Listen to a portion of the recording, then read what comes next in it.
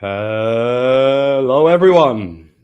Hello, Lucas. Hello, Patrick. What's up, guys? How are you doing? Oh, No, all good.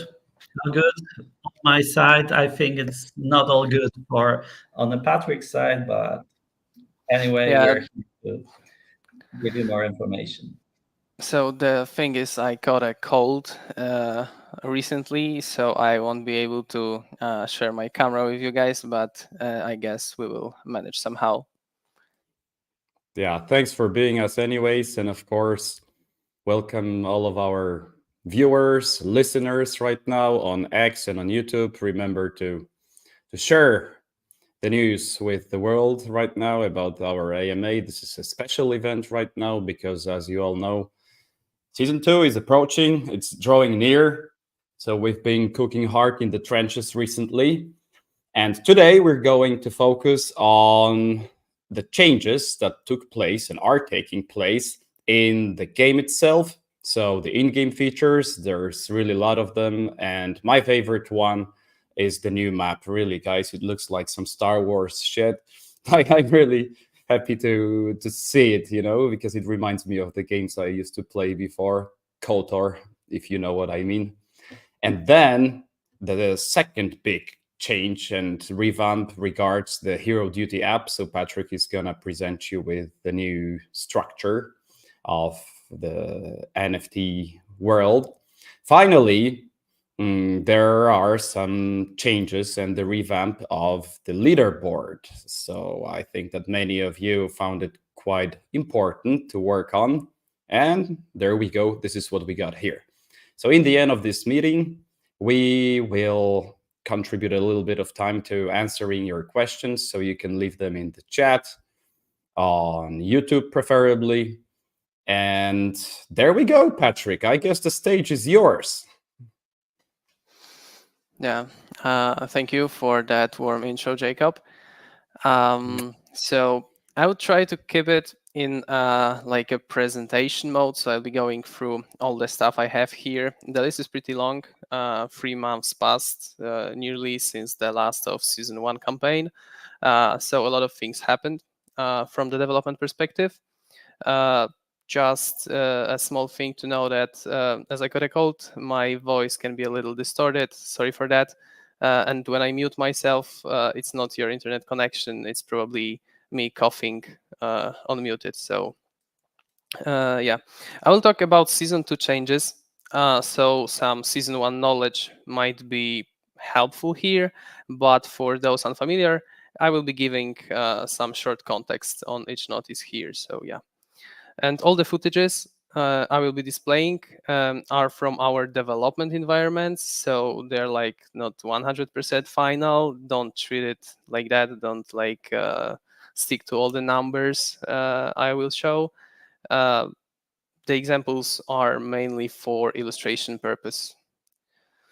So yeah, I can already start sharing my screen. Give me just a second. It should work already, I believe. Yeah. So let's start with the leaderboard revamp that Jacob already mentioned. As you may know, we will stick to the leaderboard approach we had in season 1, but we learned a few lessons coming from season 1, and we would like to apply the stuff that we learned to season 2 approach. So yeah, we'll stick to this approach where players compete balancing these 3 pillars. These 3 pillars being game, duty, and social. And the main difference in the season 2 would be that your main star score that is being summed up, that dictates your position in the leaderboard, it comes from your position inside each pillar. So the best player here in the game retrieves maximum number of points. Like let's say the weight of game will be 3 times 1000 equals 3000. And then we sum all the star score from each pillar, and then we have the final star score. So as you see,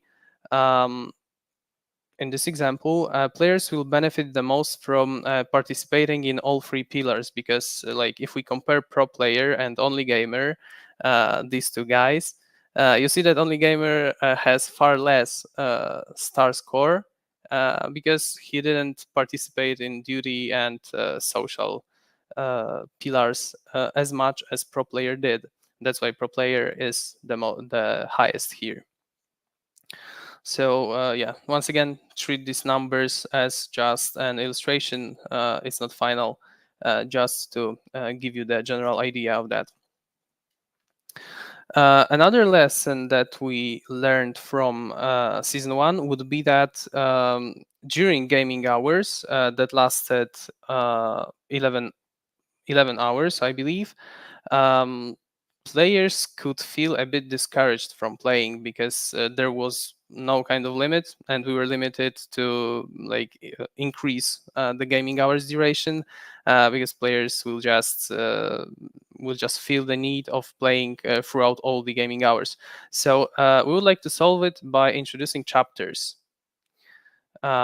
Instead of having just one long campaign that lasts 8 weeks, we would like to have 3 different chapters, and also throughout each day you will have some kind of daily game points limit.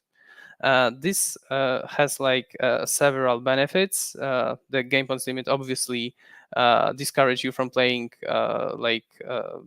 far above the limit. If you are here only for the leaderboard, of course you can, but probably it won't benefit you that much. And also introducing chapters gives us the space for new players to onboard, because during the season 1, in the middle of season 1, it was pretty hard for players to join. Now, if you missed chapter 1, you can feel safe and join chapter 2. Everything starts over, everything resets. So yeah, this is this chapter approach. And basically 3 chapters, each lasting 3 weeks and 1 week space between each of them. And yeah, besides that, besides the main leaderboard that we saw in season 1, we will add a totally separate one, a skill leaderboard, where players are sorted by their skill.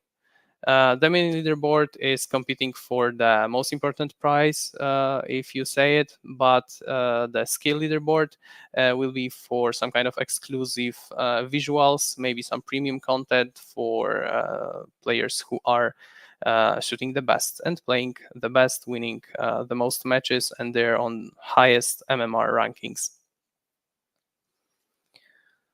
Yeah.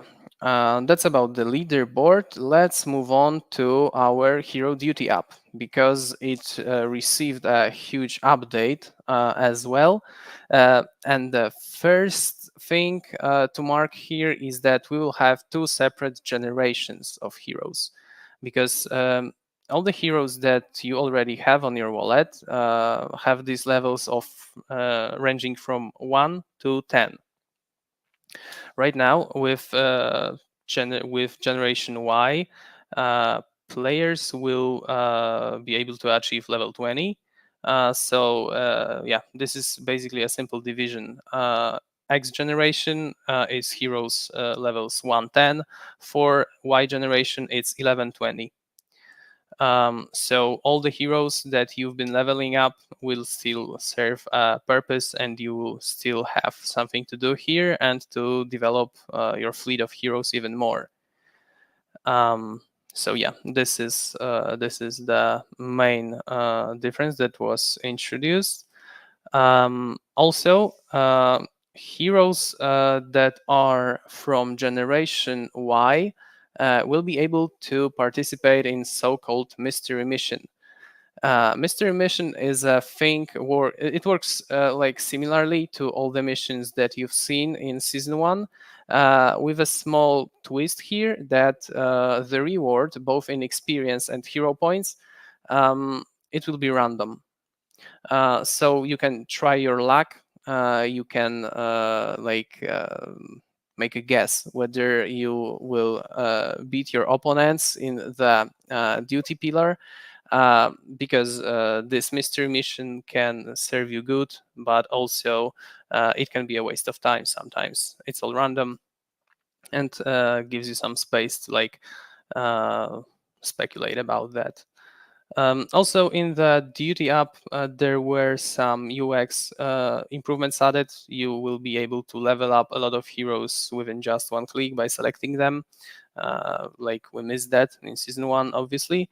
And also the Star Force boost, which was already working in season 1, changed the way how it works a little bit, because in season 1 it worked linearly, meaning that new players felt a bit discouraged from farming the Star Force coming from staking, because they will have to wait a lot of time to receive a noticeable boost.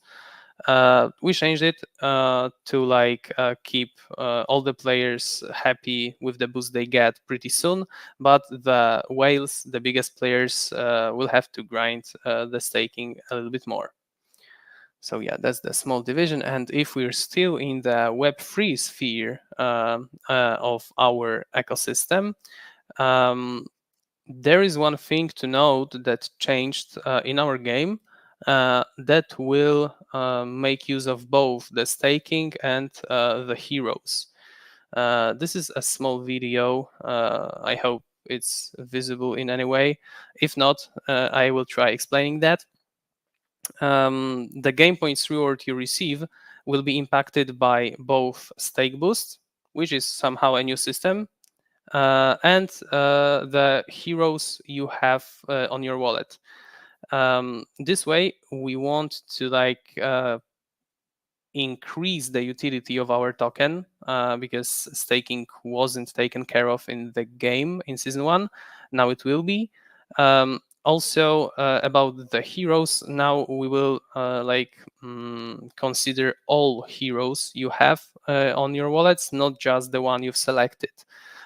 This way, we should impact the floor price of our NFT collection in a good way, because players will once again feel the need for having a lot of heroes, and of course the high level heroes. Yeah, so this will be about the Web3 utilities. Now we can move on to the game itself.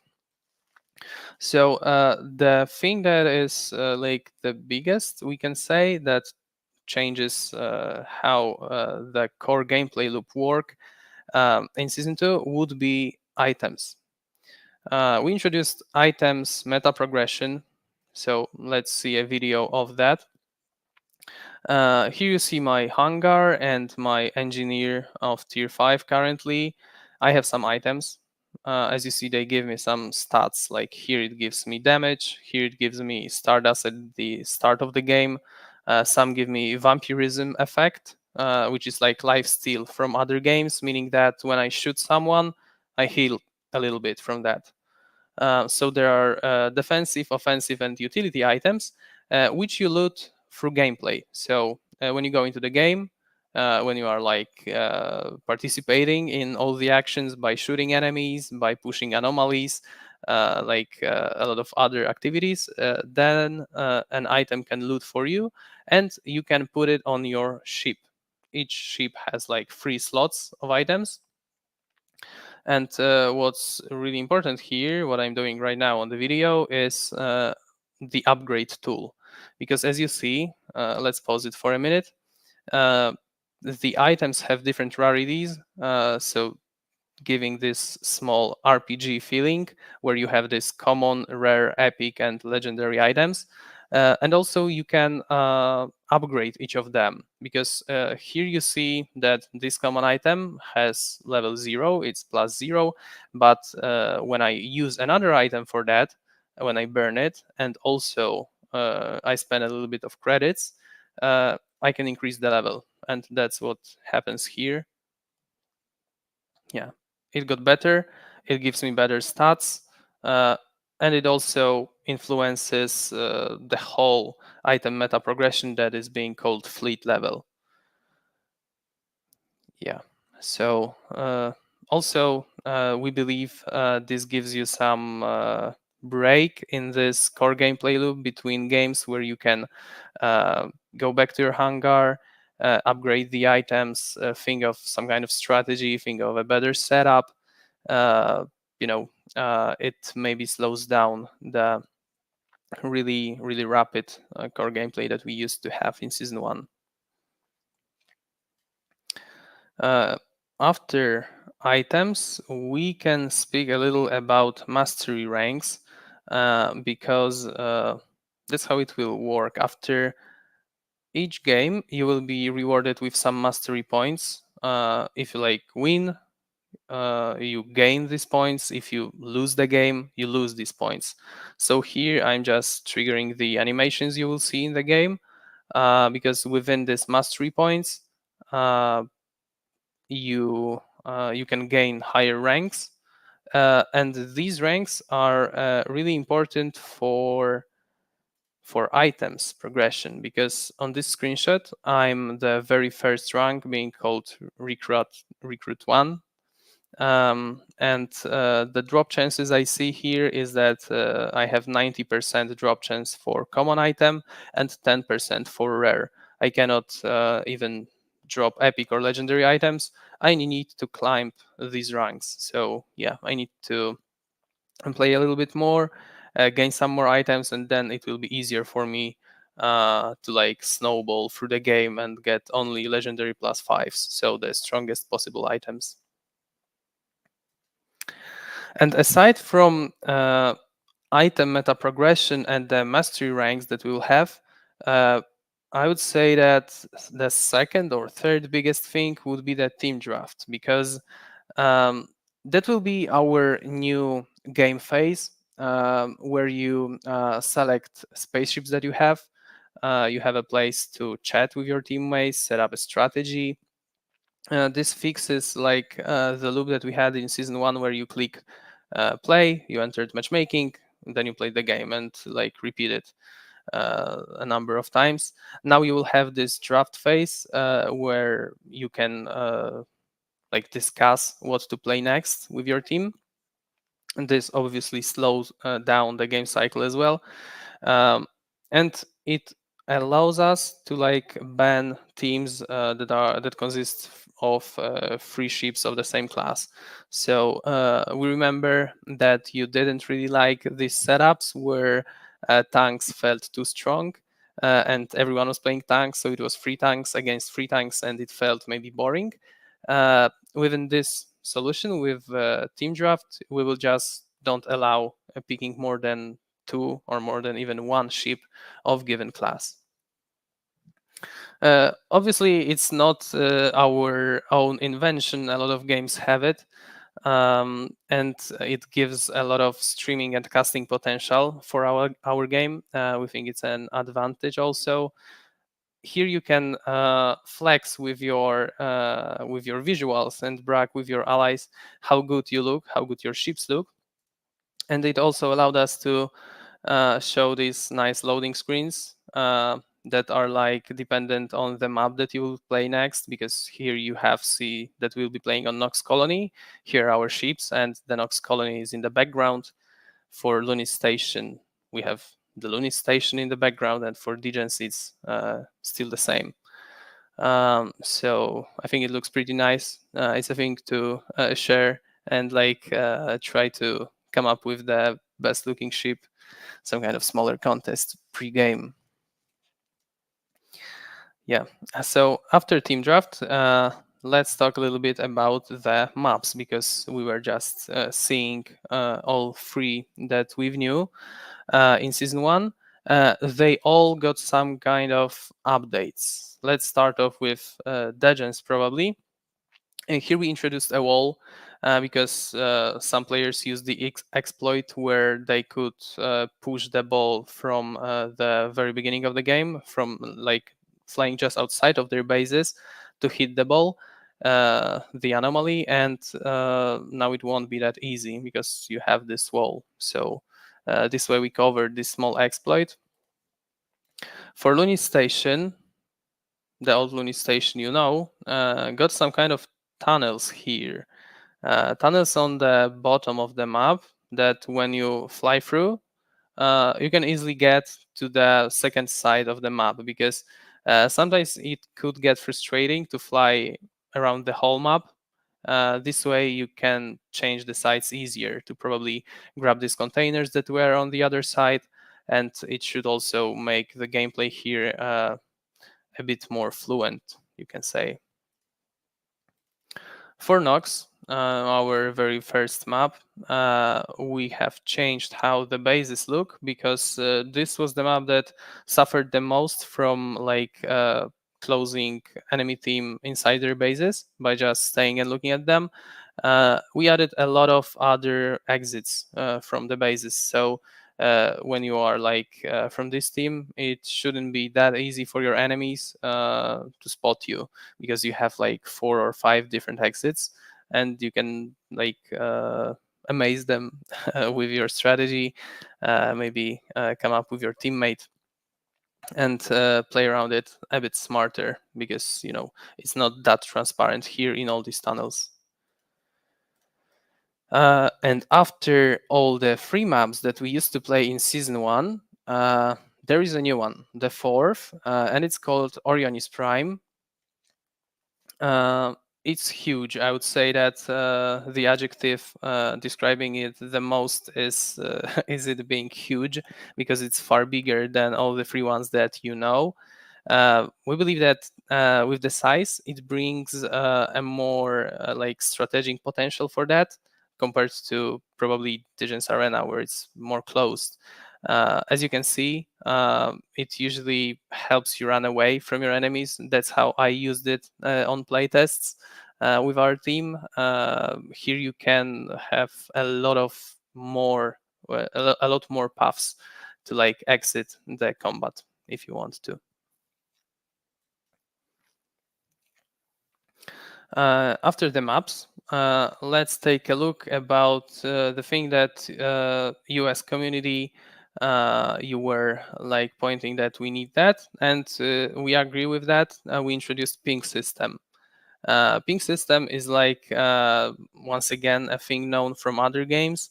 It works in a way that you can highlight an enemy, press a certain key, then it will follow a sound effect, and all your other enemies, all your other allies will see the fact that you pinged him. It is great for team play. It helps with the communication, because not everyone uses voice channels. Usually when you play solo, then it will be really helpful for you. So we'll have 3 pings, the one that is offensive. So you mark your enemy, you ping him, and there is this notification. We'll have also 2 more defensive pings. The one is being called that you are retreating or you need help. So once again, everything is followed up with a sound. Your team knows that, and it makes it easier for you to communicate throughout the gameplay. Another addition would be the buffs, because as you push anomalies in Star Push, you get appropriate buff.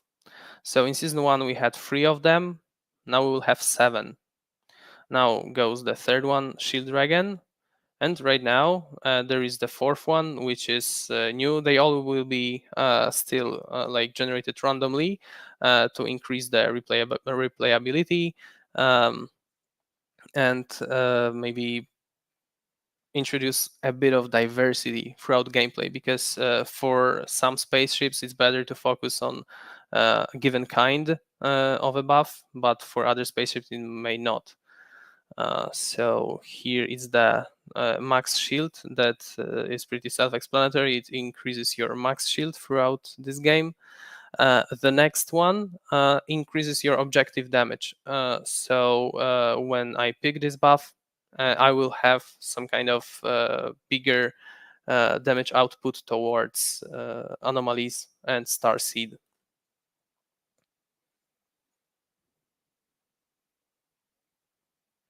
The next one is ability cooldown.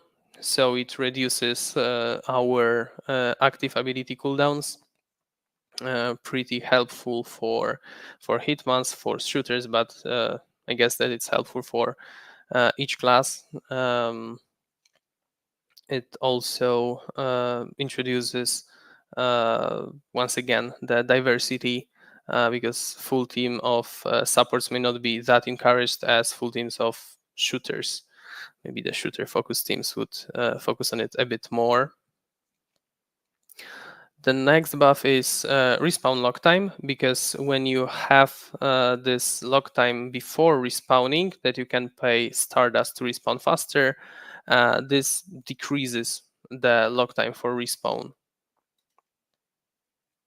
This can combine greatly with an item that reduces your death time, because there is one like that. And yeah, I believe these are all the 7 buffs I wanted to go through.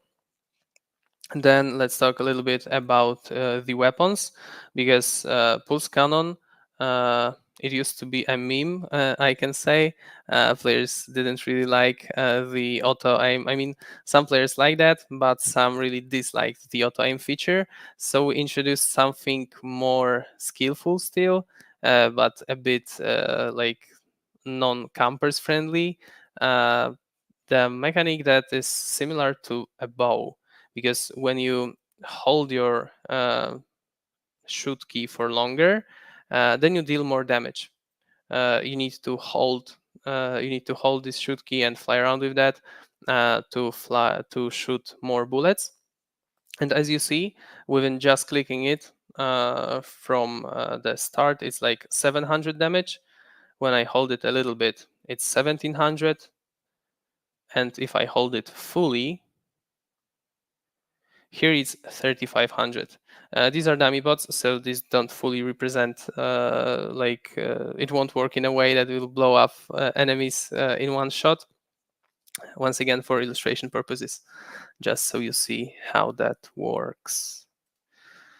Right, one small feature would be that whenever you fly around the map and when you hit the containers, you can restore some health. It's pretty useful in the early or mid game, I believe, because then you can go back from combat, search for containers. You are not that focused on the star seed, so you can regenerate some health you've had. Yeah, there is no more stuff to share, so I'll stop sharing my screen, but there are more things to follow. I would point out that a thing that I cannot emphasize enough is that the collisions of our ships got fixed. Because one of the most frustrating things in Season 1 would be that players, whenever they hit the wall or some kind of environment, they will stick to the wall. It will be harder to return to normal camera movement. So this got fixed. I mean, the collisions should feel smoother.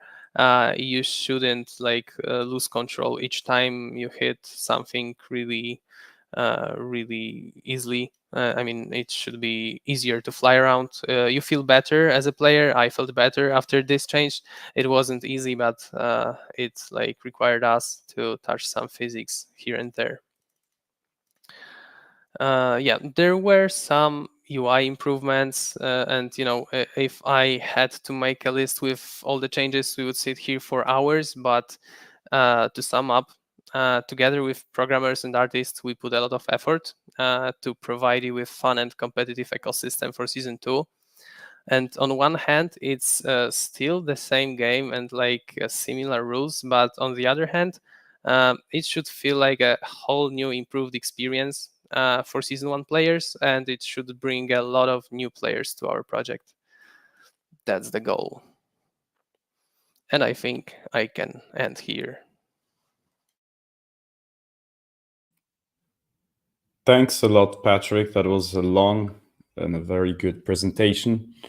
Even though we started from a simple chart, I don't mean it's simple, but it was I was expecting, to see boom, boom, the new game, but maybe it's better that we kept our community a little bit in between. waiting for that. We also have. What do you find, Patrick, as the most nicest change? Actually, what do you like the most about the season 2 game in StarHeroes? I would say the items and the team draft, because it gives a lot of possibilities. It breaks the maybe not boring but repetitive core gameplay loop. I would say that these are the things that we put the most effort in, and we believe that they will improve the whole gameplay experience. So yeah, I would name these two: items and team draft phase. Yeah, it adds a little bit of strategy to it. Plus, it slows down the whole match chain where with no breaks in between. So it lets you take a step back, calm down a little bit, and get ready for another battle. I really love it too. The team draft, and it looks cool, man. It really looks pro. So now maybe Lucas, that would be a good moment to answer some of the questions of our community. So guys, if you have any, feel free to ask them right now in the chat on YouTube. Like the first one, well, it's an easy one, Patrick, for you, but maybe let's ask it is there a 1 PvP, 1 private duel mode in the game? I mean, you can set up a custom session for if you want to duel like your friend, yeah, and test your skills. So you can set up a custom session for that. I mean, if we were to like organize some kind of tournaments, we can think of this approach to just not allow players to blame their teams there, because they're just 1v1ing each one. So yeah, it's possible, but the main focus of the ranked game mode would be pairing up in 3v3 setup. Got it, thank you. A very good one from JR Codecrafter 2, the last one, which is about the new map. Is it much bigger? If the map is much bigger, will matches still be 3 versus 3? Yeah, we would like to stick to this 3v3 setup as in all other maps. I mean, the fact that it's so huge, it allows you to maybe plan your gameplay a little bit different, because it's not that easy to come from one end to another in just a few seconds. You have to plan a little bit more ahead, especially the team fights had to be planned better with teams. So it gives a bit of gameplay changes, another feeling while you play on that. Got it. I guess that you touched down upon this, but there is a question whether any Gauss changes are coming. Oh, so that's a topic that's pretty fragile, and there are some Gauss enthusiasts out there. We made a decision to rework it a little bit. I mean, it still be a high risk, high reward weapon, where you need that reloads really slow and deals huge damage. But we changed its range a little bit. I mean, we made it shorter. It's some kind of a mid-range, high risk, high reward weapon right now. Due to the fact that we didn't want players to like mistakenly like pick it instead of Gauss weapon, instead of Gauss Cannon, we renamed it. It will have a different name, but I believe you'll see it out for yourself in the gameplay. That's due to the fact that Gauss didn't really fit in other weapons. It was really hard to balance, because if we made it stronger, it was too strong. If we made it like a bit weaker, it was useless. So these changes should make it like a fair choice among other weapons. Got it. A little bit earlier in time, there was a question about the game modes. So is it all about pushing the ball still? Or maybe there are some changes to it? Yeah, exactly. Because like other games where we can take like League of Legends, where you play on Summoner's Rift, you can say it's repetitive, you can say it's the same, but somehow players play it all the time. The same applies to Fortnite. Most of them play the Battle Royale game mode, where there is the Eye of Storm that shrinks over time. So we are focusing primarily on Star Push because we feel it's the most appropriate for our game.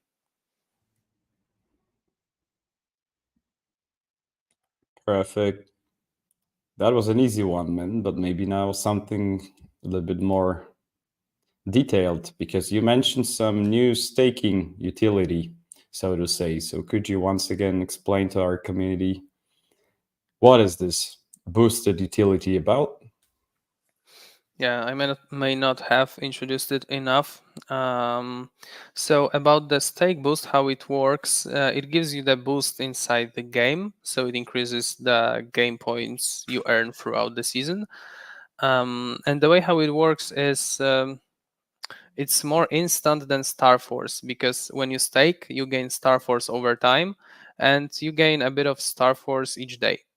So the stake boost that we will have in game works instantly. So when you put some tokens into staking inside a given pool, you will be instantly rewarded with like the maximum number of stake boost for this kind of pool. When you start the unbounding, you lose it. So this change was like introduced once again to not discourage new players who haven't been staking for a longer time. They can just come to our ecosystem, start the staking, and they will have the stake boost right away. They won't have to wait as it is in StarForce system. Got it. So this is the new utility for Star that we have introduced in the game. So it's kind of double staking boost. There is also a question about the voice chat asked by Smoked Monkey twice already. I guess we don't have a voice chat, at least yet, right? Yeah, some games like don't introduce voice chat on purpose because it can encourage like bad behaviors among players. You know, this game is full of emotions. You can like try your best, and when someone on your team messes up, you can feel angry about them. You can say things you wouldn't like to say. It happens to all of us gamers. And the thing is, we have this text chat that you can type around. I mean, we are aware of the fact that the game is pretty dynamic. It's pretty hard to just stay in place for 1 minute and type a longer message, but there are abbreviations, and we believe that should be enough in the text chat for now. I think so too. Thanks a lot then, Patrick. And JR Code. Will you add text chat in the lobby when you have a team? Oh, so that's a proper question because when you have a party set up, namely because you have a friend somewhere and you would like to chat with them, for now it's not there because we had to focus on these items, team draft stuff. This takes a lot of time, but we are aware that players are missing that feature. I mean, it's not like a one-day feature to introduce because this whole, I mean, I wouldn't like to deep dive into whole technique stuff, but we have it in backlog. We remember that players need that, and we will try to add it soon. Oh, yeah. So, some more in-depth questions are coming right now, Farmer. JR Code just couldn't hold it back anymore, and he asked, okay, fuck it. The most important question, I think. When? Yeah, but obviously you want to know when. So yeah, obviously I cannot announce the specific date yet, but you should be prepared for that because in upcoming days we are starting first with the social campaign in collaboration with Galaxy. We'll be promoting the launch of the season 2, and during this campaign we will gradually introduce new partners of our game, and also the most important partnership, which is about the reward, basically, because probably you are also wondering not only when the season starts, but also what the reward will be.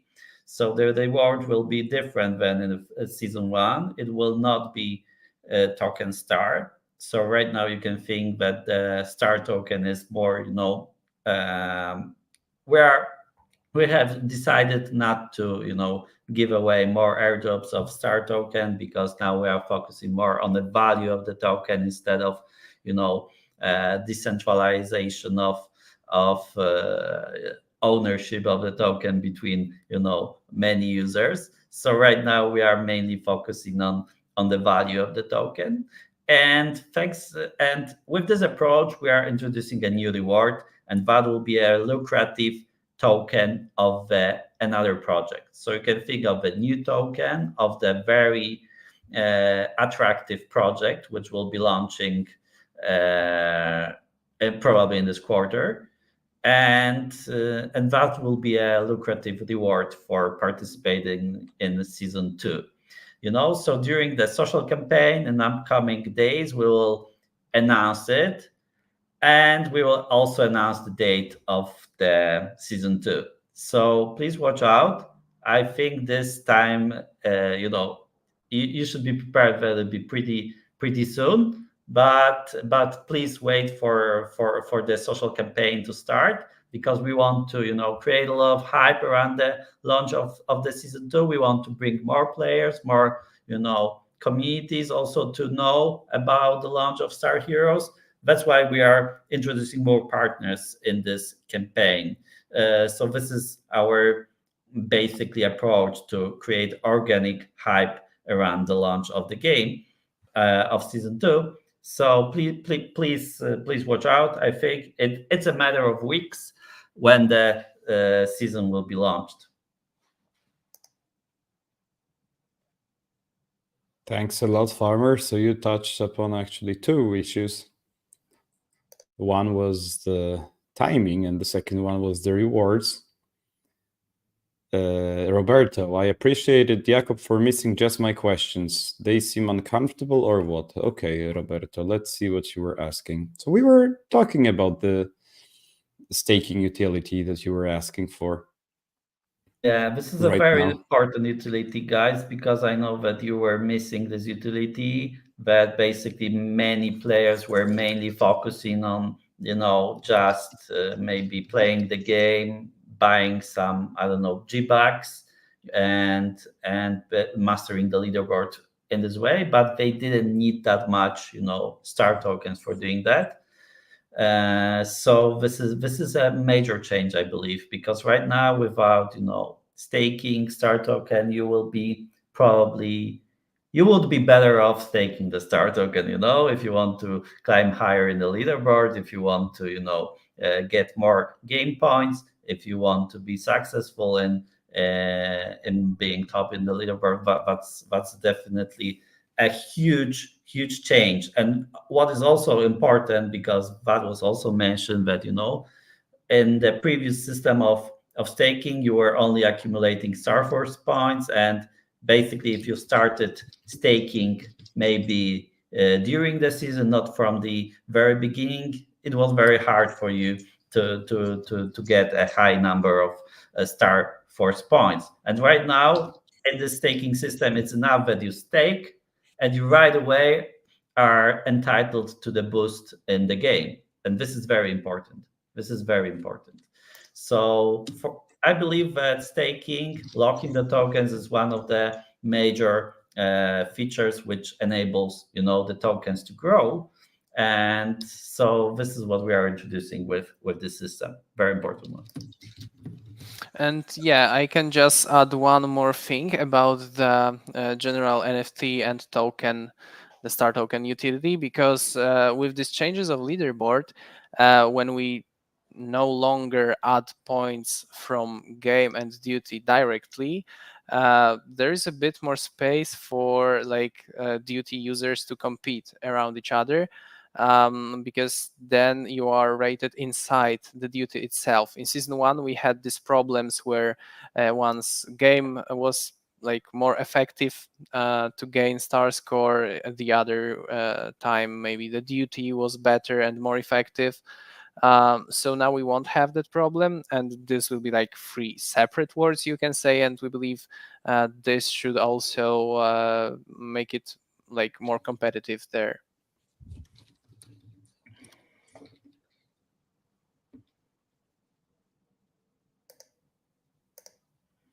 Got it.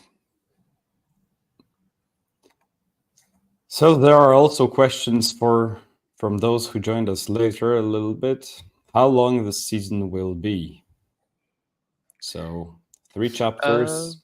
Yeah, 3 chapters, each lasting 3 weeks plus 1 week break. This means 3 months basically. That's the plan.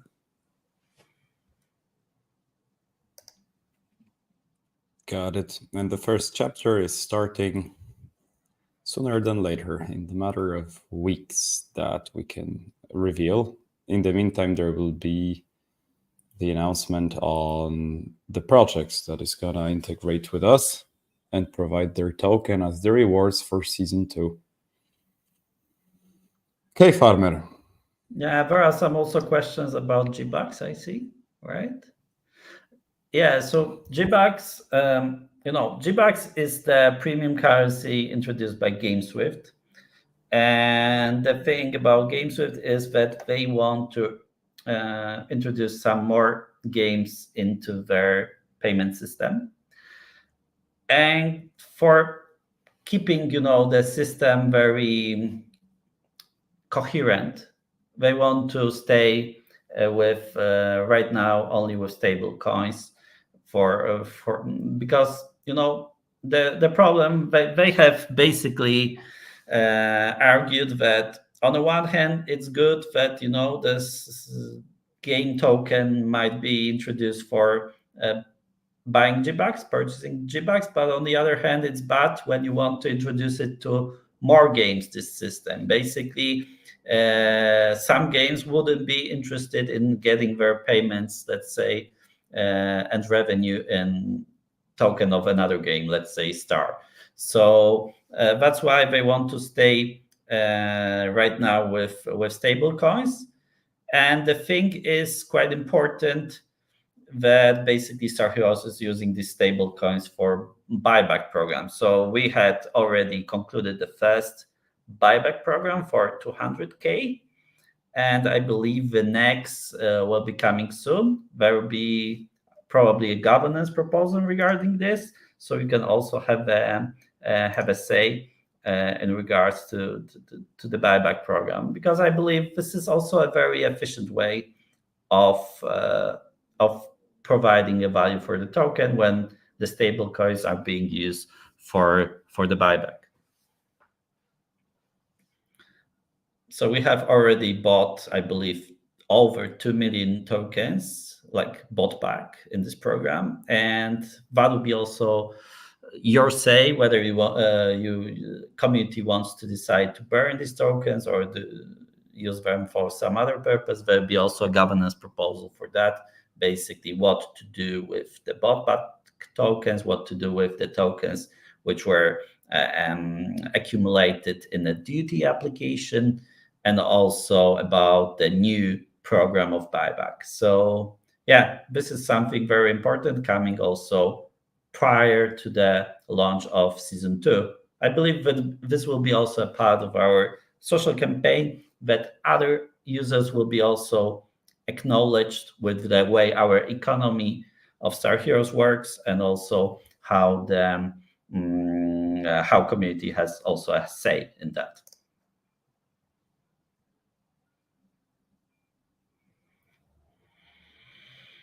Perfect. Yeah. There's also a question, a recurring one, about the map charts or map fragments, tournament map charts.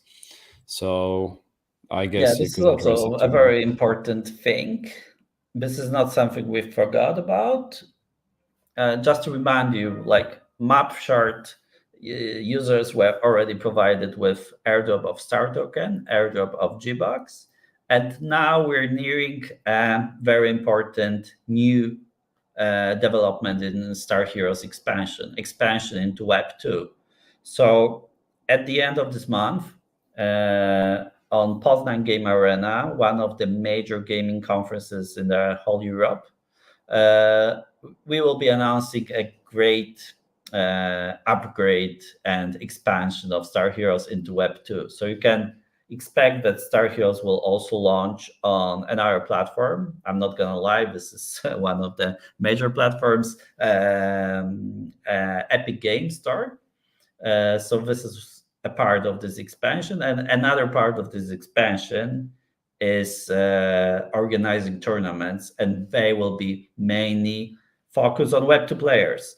So, and competitive players and esports players and some streamers, like for example, during the PGA conference, there will be one of the biggest streamers of Web2 gaming providing his support for StarHeroes, right? So this is a next step in expansion. We see that StarHeroes is gradually maturing. We see new features being introduced, and we see right now this is autumn, not maybe summer wasn't the best time to organize some tournaments, but right now we think this is the best time to organize tournaments for Web2 players, and we're ready to do it. So map charts will be used, will have a utility in this field, and you can also expect a mint of map charts after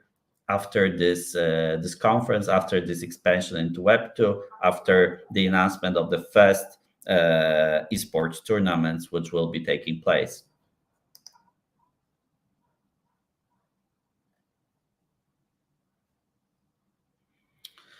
Oh yeah, so we didn't forget, it's over there. We just wanted guys to have some real utility, something that will be built as part of this tournament that is waiting. But actually we were warming up, man. Can't wait for PGA. We still can't announce who's gonna be our ambassador there, but it's pretty huge, pretty bigger than the whole Web3 space, probably, in terms of the number of players. And this is, guys, one part of our strategy for the upcoming months, I would say, because the feedback we get from Web2 players, esports players, is really good. It's fantastic. StarHeroes is something fresh for them. So we just need to try to seize this opportunity, and not as a AAA game, but as a, I would say, indie game, but a unique one with a real esports flavor. Try to make it in the traditional markets. And PGA, for those of you who don't know it, this is the biggest gaming, traditional, but now also Web3 gaming conferences in Central Europe. It's happening in Poznan in a couple of weeks. Actually, it's from the 25th to 27th of October. We will have our booth there. You'll be able to play. We'll have our big-ass ambassador with a huge community on YouTube, over 1.5 million subscribers. So this is our path to the Web2 glory and introducing this game to players. Ooh, all of a sudden, those questions are popping up like crazy, guys. Roberto, sounds nice. Fingers crossed, then correct to fingers. I don't know what fingers are, but it sounds tricky.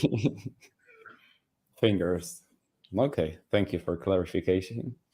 Smoked Monkey, NFT Heroes. What about leveling to next level? Will it be like in S1? Oh, Jesus. Level 10 to upgrade will need double the points, which were to upgrade to 10. Okay, so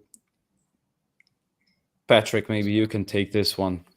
Yeah, about design for experience requirement. I mean, the flow should be similar to season 1. I mean, getting level 12, 13, and 14 will be gradually more hard to gain, but it won't work in a way that we know that level 10 hero is pretty hard to get from the very start. So it won't increase from the level 10 difficulty, because then players would have to like grind it for months or even years. So it should be pretty similar to like the time requirements in season 1.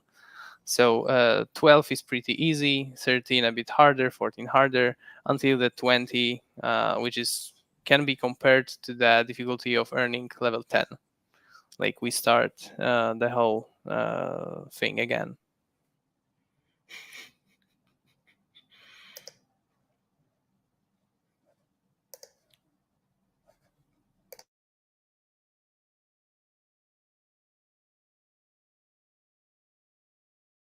You are muted, Jacob. Yeah, so that's actually the last question in the comment section, so you can take a look yourself, man. If you can, of course. Yeah, that's about upgrading level 10. So if you won't lose the experience, so no, basically no experience will be burnt. You can feel free to like level up your heroes still in the mid-season phase that we are in right now. All the like all the more all the other experience won't be burnt. It will be used for next levels. Got it. Andrzej Andrzejowski is asking again how he could get a T-shirt like me. I think he should come, to PGA, to Poznan, and try to win it. Try to earn it. There will be opportunities for you guys to get things like that during the PGA event, and also other stuff. But obviously, T-shirts, merch will be available as well. Okay, we got another question from Eddie regarding Lucas and buying back from me because I'm selling it all. Man, are you still selling these tokens? Please stop. Jacob, yeah, just please. Stop selling. Sorry? Stop selling. Yeah, I'm still selling. I'm selling every day, guys. Everything I have in every project I'm invested in and working for right now. Joking. Yeah. I think we need to organize another buyback program specifically for me, for myself. Yeah. Let's have you will be conducting this buyback program, okay? But how could we make it happen, actually? You need to earn some money and buy, because I guess that you don't have anything left, right? So I need to go on. I heard that you staked a lot of money on Sparta decks, for example, in the staking, and you have a lot of money locked. So probably need some, I don't know, to earn money somewhere else to buy back these tokens. Yeah, guys, I got some not that little of money locked in Sparta, in GameSwift, GSPay, also in StarHeroes staking. So we're on the same fucking ship. No worries. I'm not going anywhere with this. But I'm kind of excited about the new project, the one that we're partnering with, that will give their token to as the rewards for season 2 right now, because you know how fast the narratives are in crypto. 3 months and a new chain becomes popular, everybody's talking about that, and then the hype is gone. So this project is really trying to catch up with what's trendy and trending right now. So I think it can be a win-win-win situation for us, for this new project, and for our community. So especially for the community, because our goal with such partnerships is to bring the communities from the places where they are the most vivid right now. It's not dog in hood. We can, or maybe I should. It's too late. I said it. It's not No, doggy, guys.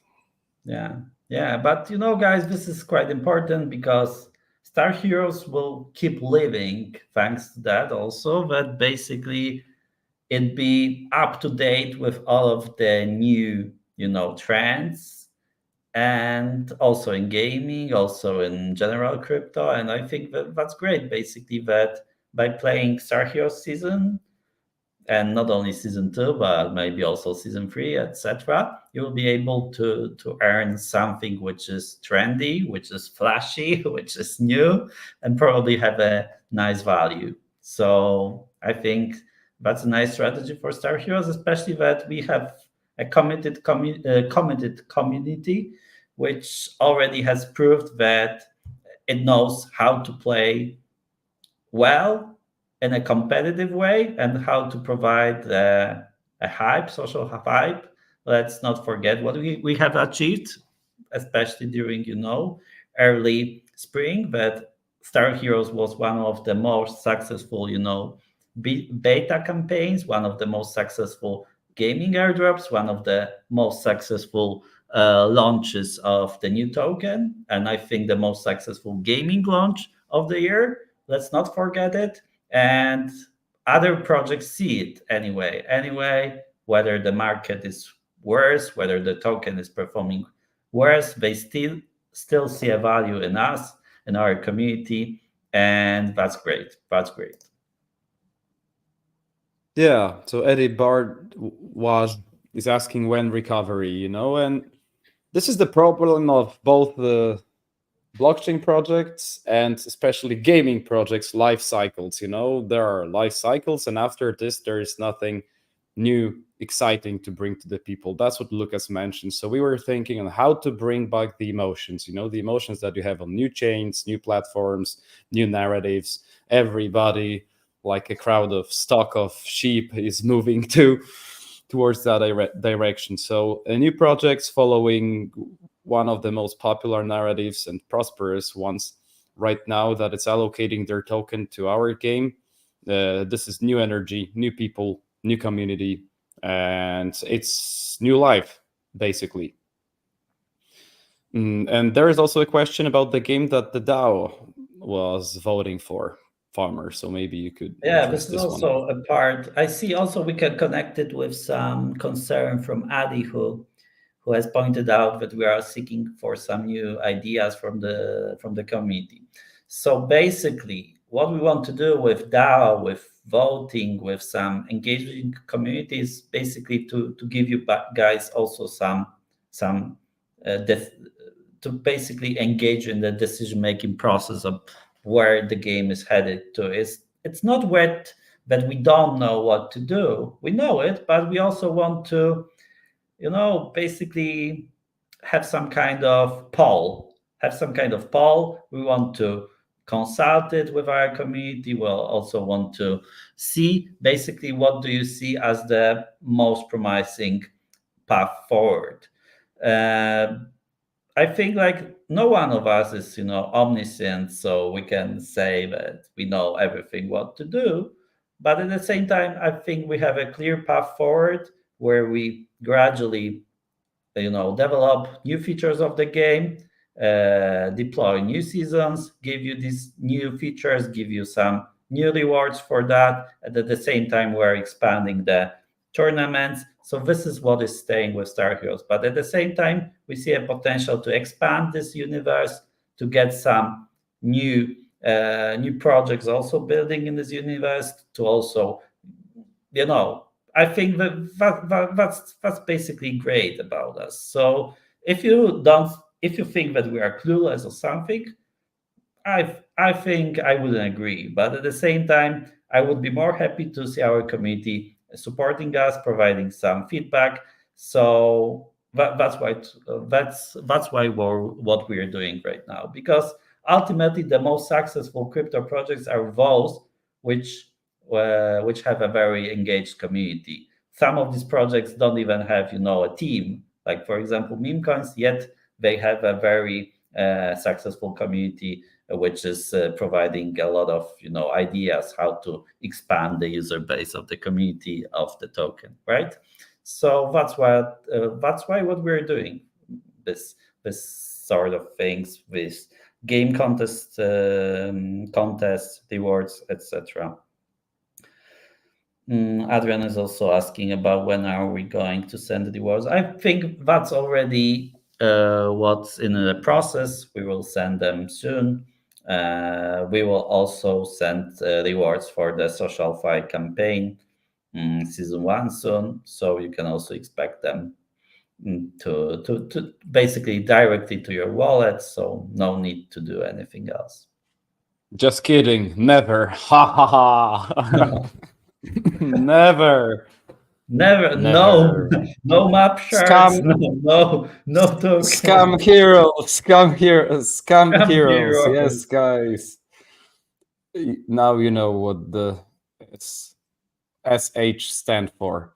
Okay, man, we got Peter Cruzen. We gotta reply to his question because he's repeated that a couple of times already, which is about the joystick support for the game.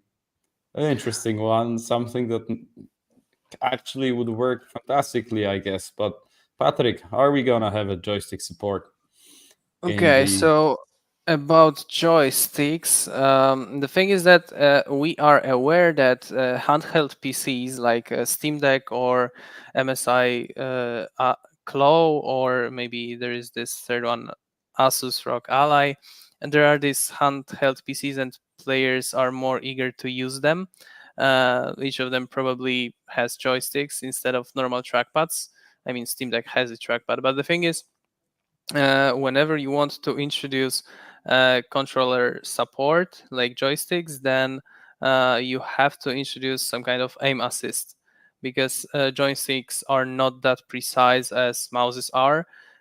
So this introduces a lot of difficulties along the development way, because let's take Fortnite for example, where they have this aim assist and some people blame it, then it's too hard to play with players using joysticks because this aim assist is too good. Some say, probably the players who use joysticks, they brag about the aim assist being too weak. So it introduces a lot of difficulties, I believe. And for now, we are focused on like being a PC game only. So the control support isn't on our roadmap really, as it introduces, a lot of stuff to cover and then balance, and it may probably affect your movement in unpredictable ways. Yeah, a hard one. I also see the question about this game that has won the contest. Yeah, so we are already in touch with the guy who has proposed this game idea, and we will be trying to work out some plan for this game. Obviously, this game is just an idea for now, so it will take some time. But this is a nice move forward for the community. So we like this idea. No, it was Rise of Stars, I believe. Stardogs was the second.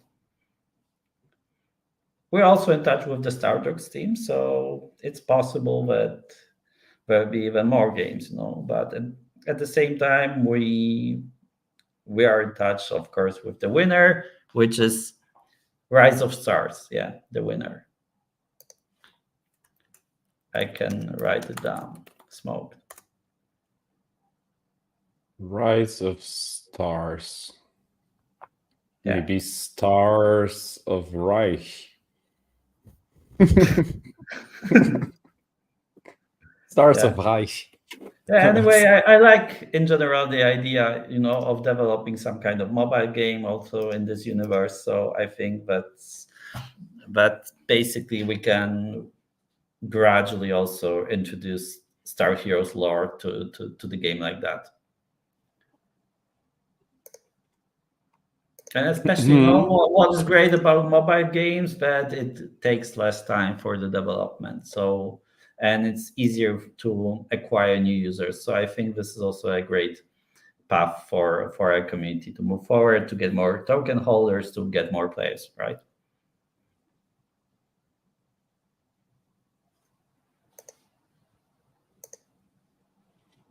Yeah, it was Right. very close. Yeah, as you can see, 4K tokens difference.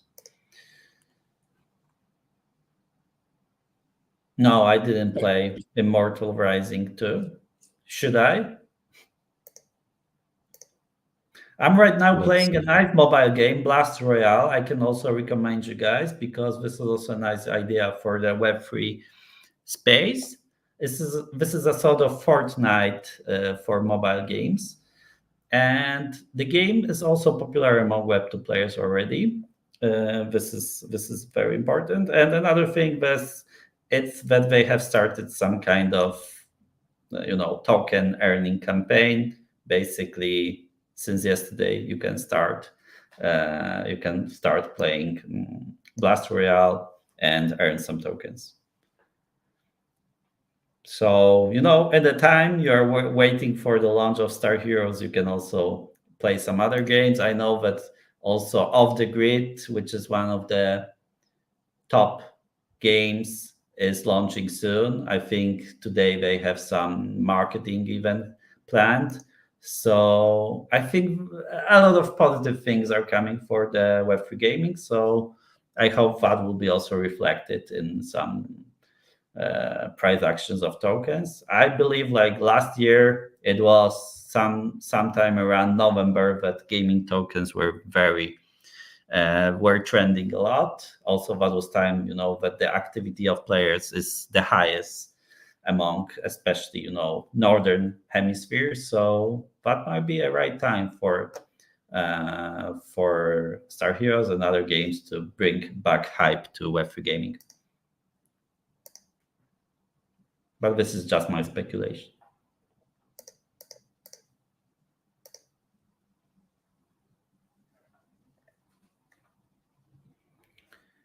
Sorry, I was muted. There was one question, or rather a suggestion about having our roadmap public, and this is gonna happen soon. We want you to, all of the info that we shared with you today, we want to share it with the world too, so you can expect it. So these weeks are gonna be very busy right now. A lot of content, a lot of news, a lot of partners, a lot of work, which is what we're here for. Guys, by the way, it's already 17 past 7. I think we could be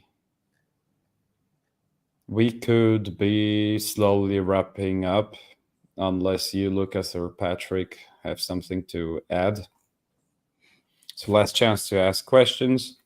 Any alpha? I think that the alpha about the new projects, which is following a very, very bullish narrative right now, that's willing to share their token with us and bring new community. This is a big alpha, man, for you. New energy, new life.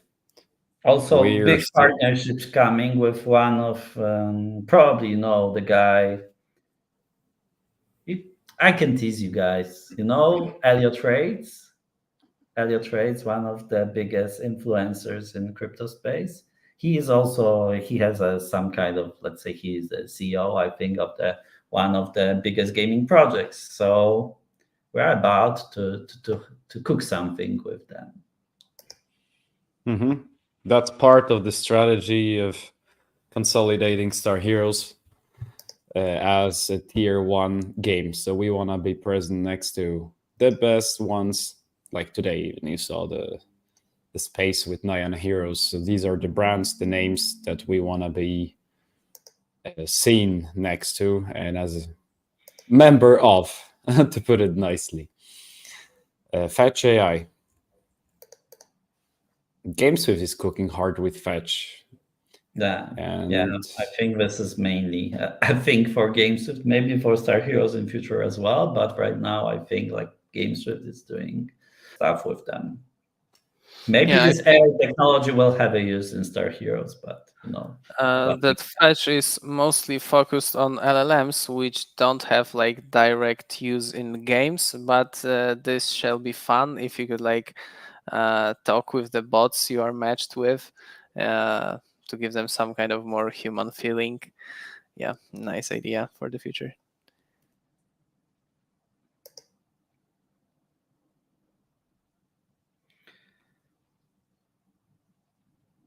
Also, a couple of questions about the NFTs. I think that you could answer them. In short, the questions are about their price. Yeah, so I think a lot of nice utilities coming for NFTs. First of all, new levels of development, and 11 to 20 levels. So this is also important, but you can expand your heroes.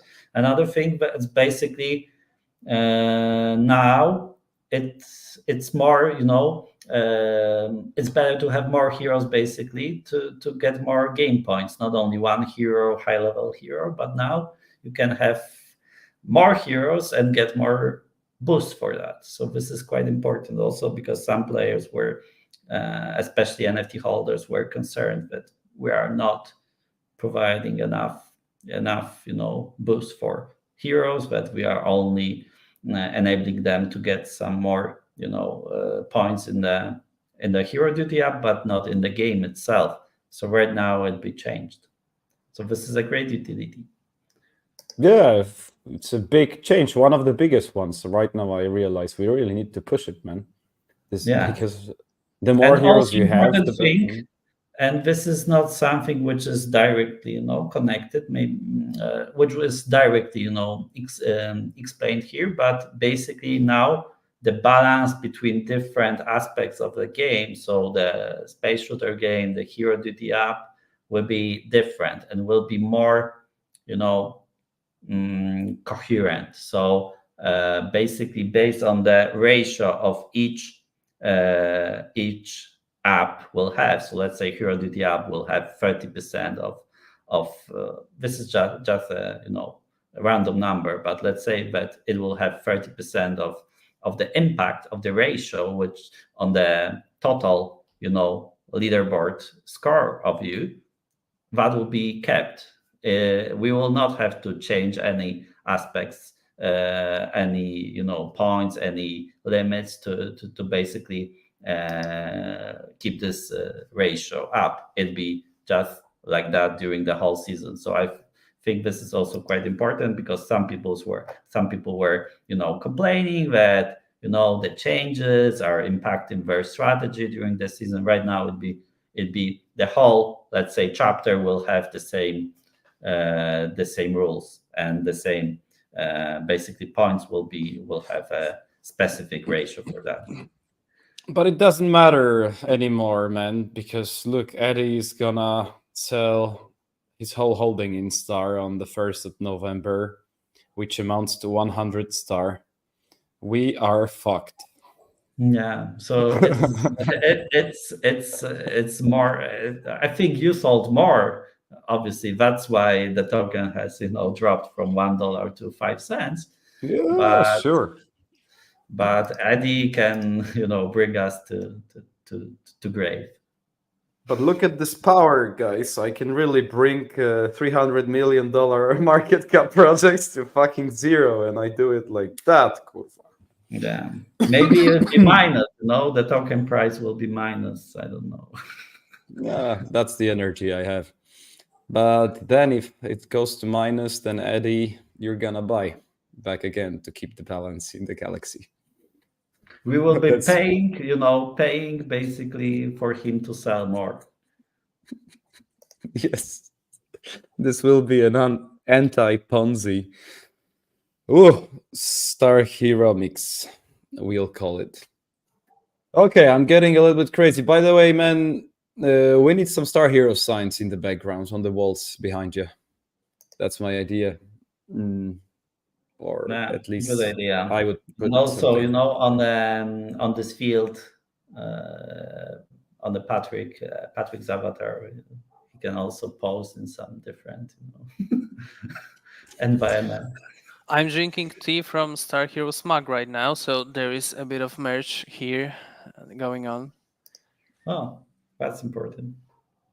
Well, I have a T-shirt, man, and you, Lucas, what do you have? What do you have? I can see it in your glasses, in the reflection in your glasses, watching some galactic porn. You're sick, man. This is, Some people say something about other people what they really have on mind,